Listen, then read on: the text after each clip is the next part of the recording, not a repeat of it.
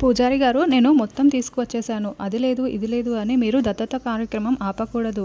ఈ దత్తత కార్యక్రమం ఖచ్చితంగా జరిగే తీరాలి. మొత్తం తీసుకొచ్చేశాను అని చెర్రీ చెప్పడంతో, అన్నీ ఉన్నాయిలే నాయనా, ఖచ్చితంగా ఈ దత్తత కార్యక్రమం పూర్తి అవుతుంది. బాబు, నిన్ను చూస్తూ ఉంటే మనసులో ఏదో బలంగా కోరుకుంటున్నట్లు ఉన్నావు. అది జరగాలనే నేను నిన్ను దీవిస్తున్నాను అని పూజారి చెప్తూ ఉంటారు. అవును, ఈ దత్తత కార్యక్రమం పూర్తయిపోతే భూమి మా మామయ్యకి కూతురవుతుంది. నాకు వరుసకి మరదలవుతుంది. అప్పుడు నేను భూమి పెళ్లి చేసుకోవచ్చు. పెద్దవాళ్ళు దగ్గరుండి మా పెళ్లిని జరిపిస్తారు. అదే నేను కోరుకుంటున్నాను. మీరు దీవించారు కదా పంతులు గారు, నా కోరిక ఖచ్చితంగా నెరవేరుతుందిలే అని చెర్రీ మనసులో అనుకుంటూ, అవును పూజారి గారు, నా కోరిక మీరు తీరుతుందని దీవించారు కదా, చాలా థ్యాంక్స్ అని చెర్రీ సిగ్గుపడుతూ ఉంటాడు. భూమి బాగా రెడీ అయిపోయి శోభాచంద్ర ఫోటో ముందు నిలబడి, అమ్మ, సంతోషంలోనూ బాధల్లోనూ కొన్ని చెప్పుకోలేని మాటలు ఉంటాయి.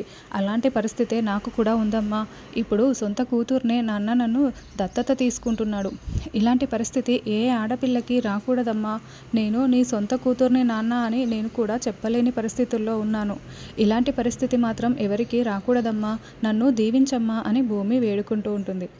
బిందు, త్వరగా రా, భూమి త్వరగా కిందికి వచ్చేసాయి, ముహూర్తానికి టైం అవుతోంది అని చెర్రీ తెగ హడావిడి చేస్తూ ఉంటాడు. అప్పుడే బిందు అక్కడికి వస్తుంది. ఏంటి పూజారి గారు, ఈ ఫోటో దగ్గర ఇంకా ఎవరు దీపం వెలిగించలేదేంటి? అగ్గిపెట్టె ఇలా ఇవ్వండి, నేను వెలిగిస్తాను అని శోభాచంద్ర ఫోటో దగ్గర చెర్రీ దగ్గరుండి దీపం వెలిగిస్తాడు. ఒరేయ్ అన్నయ్య, అందరికంటే ఎక్కువగా నువ్వు సంతోషంగా ఉన్నావేంటి? మామయ్య భూమిని దత్తత తీసుకుంటున్నాడు కాబట్టి మామయ్య సంతోషంగా ఉంటే ఒక అర్థం ఉంది. భూమి మామయ్యకి కూతురుగా వస్తోంది కాబట్టి భూమి సంతోషపడటంలో ఒక అర్థం ఉంది. నువ్వెందుకురా అన్నయ్య ఇంత ఓవర్గా సంతోషపడుతున్నావు అని బిందు అడుగుతూ ఉంటుంది. ఇప్పుడు నేను నీకు సమాధానం చెప్పి నిన్ను కన్విన్స్ చేయాలి, అంతే కదా? ఎందుకంటే చెప్తాను విను. ఇప్పుడు మామయ్య మనకు ఏమవుతాడు? మేనమామ అవుతాడు. ఇప్పుడు మామయ్య భూమిని దత్తత తీసుకుంటే భూమి మనకు ఏమవుతుంది? మేన మరదలైపోతుంది. లవర్స్ మధ్య ఉన్న ఆ ప్రేమ కంటే బావ మరదళ్ళ మధ్య ఉన్న ఆ సరసం, ఆ ప్రేమ ఎంత బాగుంటుందో ఇప్పటికైనా అర్థమైందా నేను ఎందుకు సంతోషంగా ఉన్నానో అని చెర్రీ అంటూ ఉంటాడు. మహానుభావ, అర్థమైంది లేరా, కానీ నేను కనుక ఆడపిల్లను కాకుండా మగపిల్లాడిగా పుట్టి ఉంటే భూమిని నీ దగ్గర నుండి ఎగరేసుకు వెళ్ళిపోయేదాన్ని. ఇప్పటికైనా అర్థమైందా? ఇప్పుడు నేను నిన్ను నమ్ముతున్నానని బిందు అంటుంది. నీకు అసూయగా ఉందని నాకు అర్థమైందిలేవే, వెళ్ళవే వెళ్ళు అని చెర్రీ ఇంకొక దీపం వెలిగిస్తూ ఉంటాడు. మీరా, ఏంటి నువ్వు బాధగా కనిపిస్తున్నావు అని కృష్ణప్రసాద్ అడుగుతూ ఉంటే, భూమి మంచమ్మాయే కానీ భూమిని దత్తత తీసుకునే విషయంలో మా అన్నయ్య తొందరపడుతున్నాడేమోనని అనిపిస్తోంది అని మీరా అంటుంది. తొందరపడటం ఏంటి? ఇప్పటికే లేట్ అయిందని అనిపిస్తుంది. ఎందుకంటే భూమి ఆయన సొంత కూతురు కదా అని కృష్ణప్రసాద్ నోరు జారుతాడు. ఏంటండి, ఏం మాట్లాడుతున్నారు? భూమి మా అన్నయ్య శోభాచంద్ర వదినల సొంత కూతురా అని? అయితే నాకు చాలా సంతోషంగా ఉందండి అని మీరా అంటుంది. ఆగు ఆగు, నేను అలా చెప్పలేదు. భూమిని దత్తత తీసుకుంటే సొంత కూతురు అవుతుంది కదా అని కృష్ణప్రసాద్ కవర్ చేస్తూ ఉంటాడు. నేను ఇంకా వాళ్ళ సొంత కూతురేమోనని ఎంత సంతోషపడ్డానో అని మీరా అంటుంది. ఆగాగు, ఆ సంతోషాన్ని అలాగే ఉంచు, నువ్వేమీ డిసప్పాయింట్ అవ్వకు అని కృష్ణప్రసాద్ అంటాడు. ఆ రోజు నాకు తెలియకుండానే భూమిని ఈ కుటుంబం నుంచి వేరు చేశాను. ఈరోజు తెలిసినా ఏమీ చేయలేకపోతున్నాను. ఇలా దత్తత తీసుకుంటేనైనా బాగుంటుంది అని కృష్ణప్రసాద్ అనుకుంటూ ఉంటే, ఏంటండి మీలో మీరే మాట్లాడుకుంటున్నారు అని మీరా అంటుంది. ఏమీ లేదులే, పద మీరా అని కృష్ణప్రసాద్ అంటే బామ్మ ఇదంతా వెనకాలే నిలబడి వింటూ ఉంటుంది. తర్వాత అపూర్వ భూమి, కృష్ణప్రసాద్ ఇద్దరు కొరడాతో కొట్టడం, కొరివిదయ్యం పట్టిందని ఏడిపించడం మొత్తం కూడా గుర్తు చేసుకుంటూ కోపంతో రగిలిపోతూ అద్దంలో తనను తాను చూసుకుంటూ ఉంటుంది. అప్పుడే గోరింటాకు పిన్ని అక్కడికి వచ్చి, భూమి అనే మహంకాళి దత్తతతో ఈరోజు ఆరంగేట్రం చేయబోతోంది. ఇక నీ కుట్రలన్నీ కూడా ఏవీ సాగవు. ఇప్పుడు నువ్వు అన్ని హక్కులు నీ చేతిలో పెట్టుకొని చేస్తున్నా కూడా ఏమీ సాగనివ్వటం లేదు. ఇక దత్తత కార్యక్రమం పూర్తయిన వెంటనే భూమికి ఆస్తి హక్కు కూడా వచ్చేస్తుంది. నీ కూతురికి నీకు ఆస్తిలో హక్కు రాకున్నా కూడా భూమికి మాత్రం ఖచ్చితంగా ఇచ్చి తీరాల్సిందే. కాబట్టి ఒక్కసారి ఆలోచించుకో అపూర్వ. ఇప్పుడు ఈ దత్తత కార్యక్రమం పూర్తయిపోయిందనుకో, ఇక నీ చాప్టర్ క్లోజ్ అయిపోయినట్లే అని గోరింటాకు పిన్ని ఇంకా రెచ్చగొడుతూ ఉంటుంది. దాంతో అపూర్వ చాలా చాలా రగిలిపోతూ, ఇప్పుడు ఇప్పటికిప్పుడే నాకు ఈ దత్తత కార్యక్రమం ఇష్టం లేదు, ఆపి పడేయండి అని అరిచి చెప్పాలనిపిస్తోంది. అని అరుస్తూ చెప్తూ ఉంటుంది. కానీ ఎవరు నా మాట వినిపించుకునే స్థితిలో లేరు కదా, మరి నేనేం చేయాలి అని అపూర్వ అంటుంది. ఇప్పుడు నువ్వేమీ చేయలేని పరిస్థితిలో ఉన్నావని నాకు అర్థమైంది. కానీ నా దగ్గర ఒక ఐడియా ఉంది, చెప్పమంటావా? ఈ దత్తత కార్యక్రమం ఆగిపోతుంది అని గోరింటాకు పిన్ని చెప్తుంది. చెప్పమని అపూర్వ అంటే, కానీ ఇందులో కాస్త రిస్క్ ఉందమ్మాయి, లక్కు ఉంటేనే కలిసి వస్తుంది అని అంటే, ఏం పర్వాలేదు, లక్కు ఎప్పుడు నాతోనే ఉంటుంది, రిస్క్ అయినా పర్వాలేదు, నేను చేస్తాను చెప్పు అని అపూర్వ అంటుంది. ఏమీ లేదమ్మాయి, ఆ రోజు పెళ్ళిలో ఇందు కిరోసిన్ పోసుకొని అంటించుకుందే, ఆ ప్లాన్ అమలు చేయటానికి అలా ఇప్పుడు నువ్వు కిరోసిన్ పోసుకొని అంటించేసుకున్నావు అనుకో, అదే కరెక్ట్గా అక్కడ దత్తత జరుగుతూ ఉండాలి, నువ్వు కిరోసిన్ పోసుకొని నిప్పంటించుకోవాలి, అప్పుడు ఖచ్చితంగా దత్తత కార్యక్రమం ఆగిపోతుంది, నీకు లక్కు ఉంటే ప్రాణాలతో బయటపడతావు, ఆస్తి కూడా నీ సొంతం అయిపోతుంది అని గోరింటాకు పిన్ని అంటే, లక్కు లేకపోతే అని అపూర్వ అంటుంది. ఏముంది, నువ్వు చచ్చిపోతావు, భూమి పీడ నీకు తప్పిపోతుంది అని గోరింటాకు పిన్ని అనడంతో అపూర్వ కోపంతో రగిలిపోతూ ఆవిడని కొడతానన్నట్లుగా చూస్తూ ఉంటుంది. అప్పుడే శరశ్చంద్ర అక్కడికి వస్తాడు.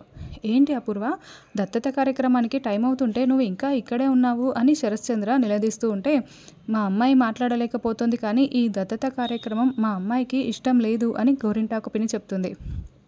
ఏంటి అపూర్వ, ఎందుకు ఇష్టం లేదు అని శరశ్చంద్ర అంటే, ఎందుకని అలా అడుగుతారేంటి అల్లుడు గారు, ఇంట్లో సొంత కూతురు ఉండగా వేరొక కూతుర్ని దత్తత తీసుకొని కూతురని ఏ తల్లి మాత్రం చెప్పుకుంటుంది చెప్పు అని గోరింటాకు పిన్ని అంటే, ఆస్తి పోతుందని బాధపడుతున్నావా అపూర్వ అని శరశ్చంద్ర అంటాడు.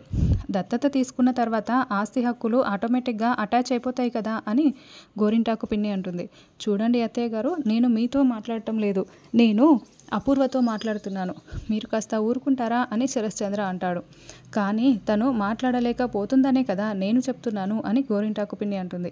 ఇంత తిన్నా తరాలు తిన్నా తరగని ఆస్తి మనదే అపూర్వ అని శరశ్చంద్ర అంటే, బ్యాగ్లో లక్ష్యం ఉందని చెప్పి జేబులో ఉన్న 10,000 పోతే బాధపడకుండా ఉంటామా ఏంటి అని గోరింటాకు పిన్ని అంటుంది. మిమ్మల్ని మాట్లాడొద్దని చెప్పాను కదా, దయచేసి ఇక్కడి నుంచి వెళ్ళిపోండి, నేను అపూర్వతో మాట్లాడాలి అని శరశ్చంద్ర కోప్పడతాడు.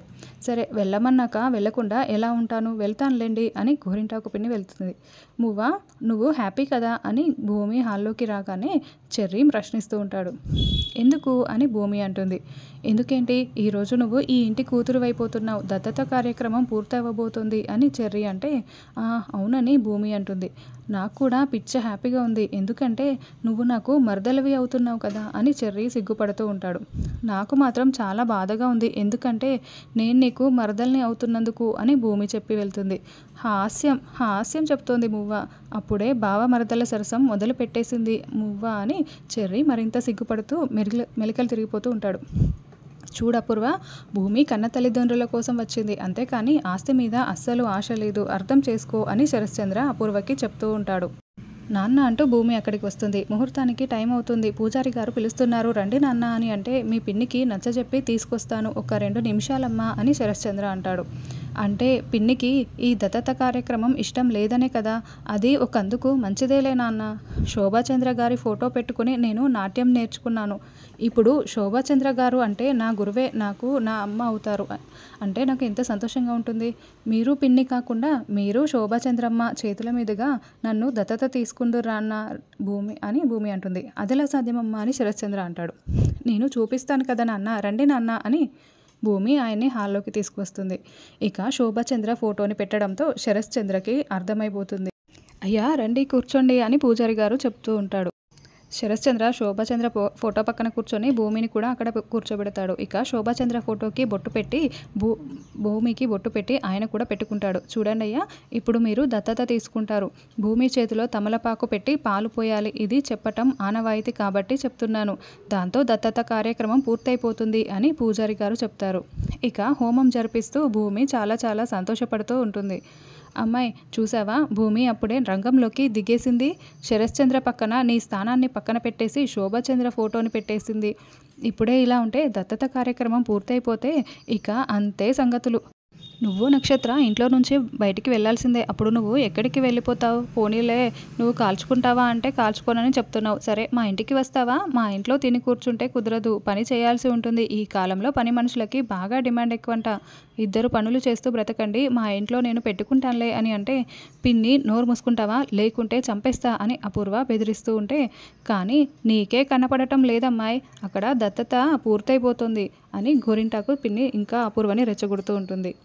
ఈ దత్తత కార్యక్రమం పూర్తవగానే భూమి మా ఇంటి మనిషి అయిపోతుంది, సొంత మనిషి అయిపోతుంది అని కృష్ణప్రసాద్ చాలా సంతోషపడుతూ ఉంటే అపూర్వ కేపీ వైపు కోపంగా చూస్తూ ఉంటుంది.